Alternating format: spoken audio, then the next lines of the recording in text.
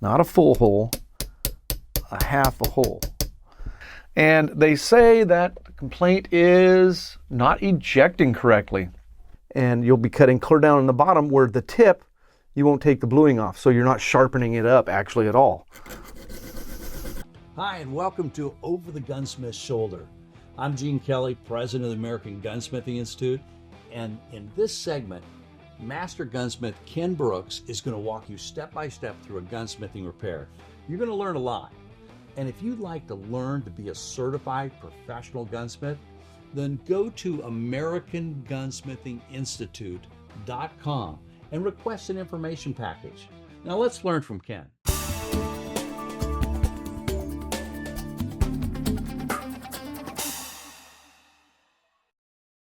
Well, we're back with another Over the Gunsmith's Shoulder, me being that gunsmith. Today we got a Franchi imported by Benelli. Which model is this? Take my glasses off so I can see. This is the 612VS. And they say that the complaint is not ejecting correctly. So, not bad shotguns. So I'm a little surprised. But if we look here at the barrel, it says 12 gauge chambered 3-inch. It does not say 2 3/4. So my guess would be that they're shooting 2 3/4 inch shells, just not quite enough oomph to make everything work like it's supposed to. So this is going to be one that I don't know that I'm going to be able to tell exactly from the bench what's going on. I'm going to tear it apart here in just a minute. And I'm going to check the chamber, make sure it's smooth, make sure the ejector's where it's supposed to be. And I'm going to probably sharpen up that extractor. Because as you know, extractors are a big deal. And if they aren't doing their job, then yeah, the gun won't eject, feed, do anything correctly. And then I'm probably going to have to go shoot it. So let's get this apart, see what we've got, and go from there. Oh, come on. There we go.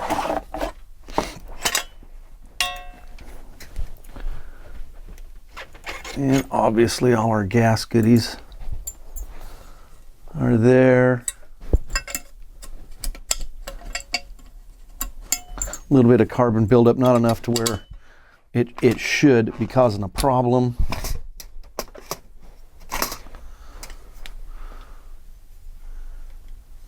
And our extractor. So I don't know if you can tell in the picture, but the point isn't very sharp. I want it to really dig in and hold on. I don't want it letting go. Now, if we turn it around and look this way, with this being what we're going to base everything off this surface here, because that's essentially the bottom flat. Our extractor is actually down a little bit. It's not at 9 o'clock. It's closer to 8-ish, which is nice because it means it's going to be pushing the shell up against that far side, which is right in here. So right in here is this groove. This is where that's our ejector right there. It's kind of chewed up in there, but our ejector is in place and it is spring loaded. So it's doing what it should. So actually I'm going to lean that up over here out of the way. I'm going to sharpen up that extractor because it does not look right. I'm going to feel in here and look, and I am not seeing any super rough gouges or anything. I'm not feeling any at all. I don't see any rust, nothing along those lines. So this is one I'm going to have to go shoot it to see what's going on. Again, after I fit that extractor, I'm going to sharpen up that extractor here in just a minute and put the gun back together. Then I'm going to have to go shoot it. You guys obviously won't get to go along and watch that, but that's kind of where I'm at. I'm going to have to shoot it to see. And then when I'm shooting it, I'm going to try a couple different sizes, brands of 3-inch Magnum, make sure that it works with all of that. And then I will have a conversation with the customer too and be like, hey, are you shooting 3-inch or are you shooting 2 3/4? Because, you know, I can't guarantee that it's going to work with 2 3/4. It's not a 2 3/4 gun. All right, with all that said and done, let's see about knocking our extractor out. And one thing on these Benellis and Franchis that I don't care for, is strictly from a mechanic's perspective, is the extractor pivot comes right here where this lug is, so there's usually a half a hole. Not a full hole, a half a hole. So your punch goes in at an angle. You got to be careful because you don't want to break your punch off in there. I don't know if you can see down here, but that pin, it's a roll pin, did get started. But gosh, what a pain in the neck. Now I got to try to find a super small punch that'll fit down, or a piece of spring stock that'll fit down in that hole and knock that sucker out.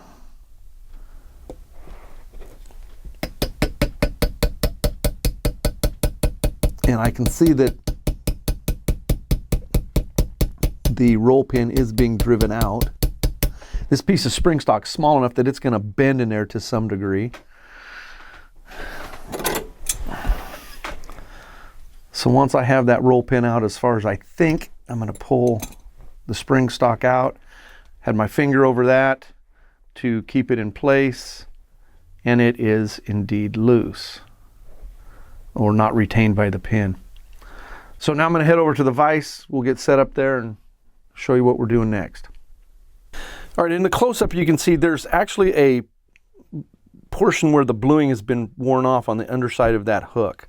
So I'm going to take off actually a little bit where that wear and tear is. That's going to allow the extractor to move in closer to the cartridge, so to give me a little bit more spring out. But I'm also going to undercut the hook. Now you can't see it because of the camera position.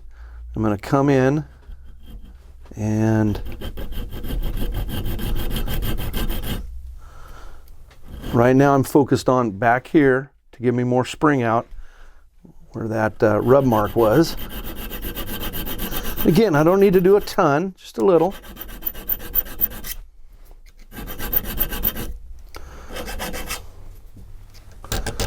Break those edges. Now I'm going to come, actually, you know what I'm going to do? I'm going to actually turn this around.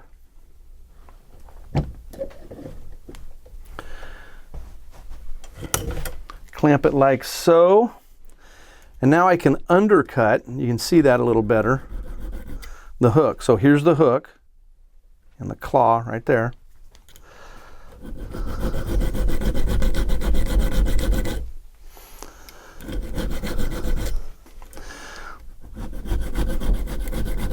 So I'm using a 3-sided file and I'm going in underneath that hook, and I'm actually tilting it up just a little bit because it doesn't need to be undercut to that degree. And then I just get down to where I can look at the underside of the extractor and make sure I got bare metal. So a lot of times you'll be cutting with one of these type of files, and you'll be cutting clear down on the bottom where the tip, you won't take the bluing off, so you're not sharpening it up actually at all. Then I like to take a little bit of sandpaper as backing that whole surface and the undercut. Next, I'm going to, with a little bit larger file, do the face of the extractor and cut a little bit off right at the tip of the claw, right at that edge, to make it sharp.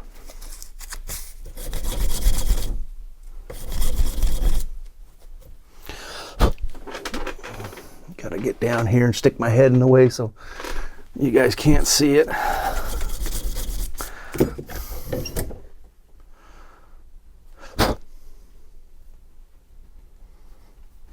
All right.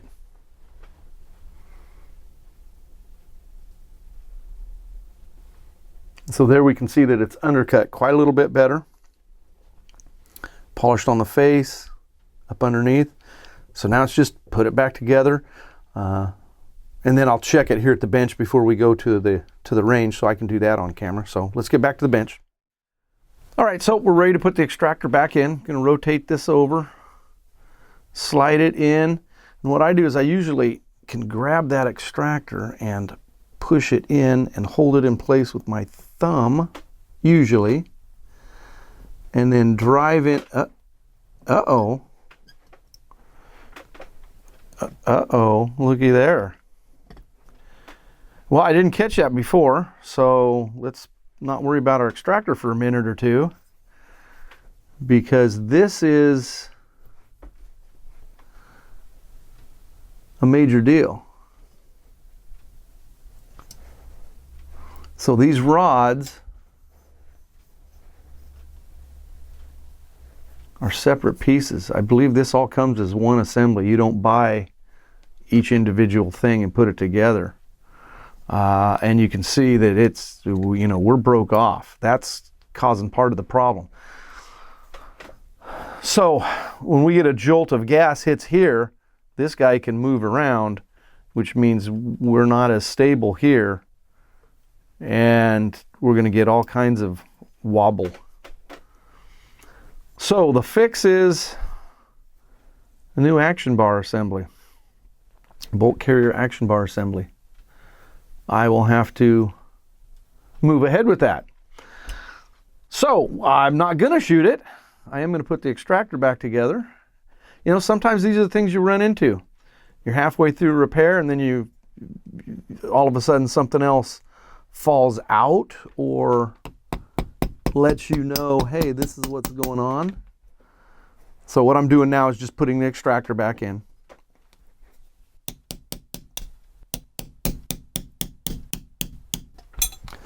So our extractor's in, our extractor's free. I will have to start searching my sources to find an action bar assembly and get that replaced. Of course, the firing pin, the cam pin, all that stuff will come out, and this will all go into the new action bar bolt carrier assembly, but dang, that sucks. Yeah, because now I'm partway through the repair, and I got to go start looking for parts. And so all the time doing this isn't really wasted. You know, you fitted up the extractor, but it's one of those things that sometimes you're just working along and something else happens. I had a gun not that long ago I was working on, and I was working on one end of the gun, and while I was doing something, you know, it took the other end type of deal and went to lean it up here, and a part fell out, and I went, I'm not even anywhere near that. What the heck, you know? So then you got to figure out, what is that if you don't recognize it? What's going on with that? Where'd that come from? Is that from a different gun? Now what? You got to tear that apart and fix it, because you don't want to fix just the problem they sent you. If it's got 2 or 3 other problems, you need to take care of all the problems, especially, you know, if something's a safety type issue. So on this one, I'm just going to slap it back together, and then I'll have to start looking for new parts. I will probably contact my customer just to let him know this is what's going on. Got your gun apart, know what part of the problem is, and it's not something that I'm in a big hurry to you know, not that I'm not in a big hurry to repair it, I don't want to weld this, is what I'm saying. This takes a big jolt when that gets the gas. Obviously, if it was a solid piece and it broke, chances are the weld will work for a while, but it's not a real good repair. And you guys know I don't like to just replace parts. I like to fix the part. So, you know, if the zombies are attacking and there's no way to get a part, could you fabricate a rod? You know, drive out the other end there, fabricate one? Probably. But on something like this, if I can just get that part, that's what I'm going to do. So, all right, well, let's put it back together. Move on to a different gun.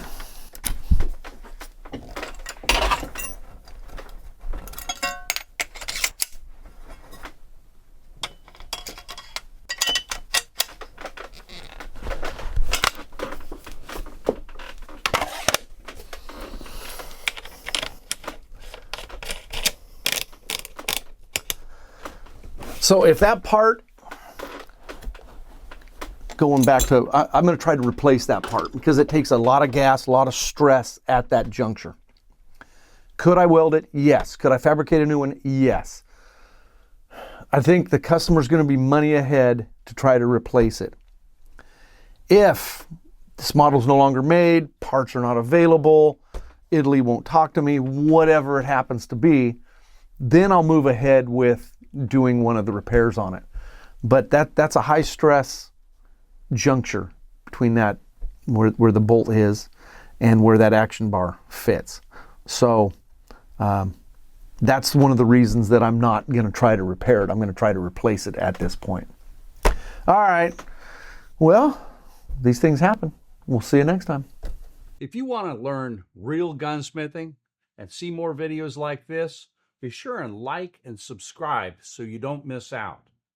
If you're interested in training to be a real gunsmith, go check out the AmericanGunsmithinginstitute.com, or for your own firearms training, AmericanGunsmith.com.